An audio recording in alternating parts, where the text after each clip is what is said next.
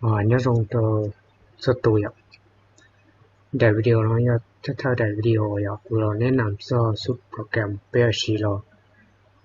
Và cartoon ạ, animation PD ạ. Tan thọ từ program nhớ một trâu lúa ạ. Xử lý sát tỏ nói ạ. Một thi giờ Marvelous Designer ạ. Một thi do Character Creator ạ. Một thi bây giờ còn xa. Một thi do icon PD Exchange. Một thi chỉ do SketchUp ở phòng chua ạ. Một thi trò do Photoshop ạ.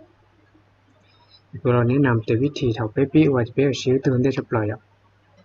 ขั้นตอนที่เป๊ะจุลมกาเท่าน้อยกาเท่านอเป๊ะที่นู้นเตาเป๊ะที่นู้นเตาจะเป๊ะเลยคอตัวในเนี้ยเรานู้นน้อยคอตัวในของนู้นตาเองเป๊ะเลยซาตัดมัวติชอนู้นน้อยมัวติชอนู้นเตียตายเป๊ะแต่ก็สร้างกาเราเท่านอสร้างกาเท่านอถ้าเป็นสังกัดเราเป็นข้อที่ชอบถึงตาที่เป็นสัตว์ลงตัวน้อยสัตว์ลงตัวน้อยจะเราโมยในมิชชั่นเด็ดน้อยน้อยจะเป็นสิ่งที่ใจน้อยจะเป็นสิ่งที่น้อยน้อยเป็นหนึ่งเต็มว่าเต็มเชี่ยวรู้สเก็ตอัพแต่ช่วยยิงคุ้มสิ่งน้อยจะเป็นสารหลังกัดเรารู้น้อยจะเป็นจะเราโมเซฟรู้ไฟไอพร็อพของน้อยตาจะเป็นอะไรสังกัดลงตัวน้อยแต่ช่วยยิงน้องสังกัดเรารู้น้อยรู้น้อยสิ่งใจที่รู้น้อยสิ่งส่วนรู้น้อยที่รู้น้อยรู้น้อยเป็นซาตัวหนึ่งรู้น้อยต่างเลยต่อรู้น้อยซาจะต่างกันคอเต้นใจมัวเต้นปล้อเต้จะต่อรู้น้อยที่เป็นรักษาต่อรู้น้อยกัดรู้น้อย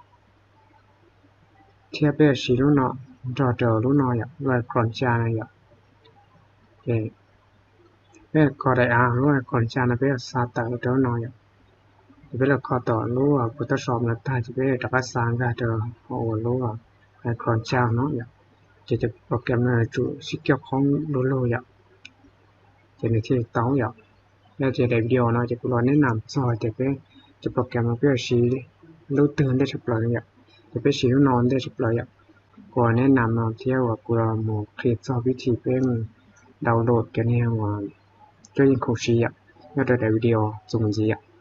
แต่การกูจะเจอคนน้องเสีย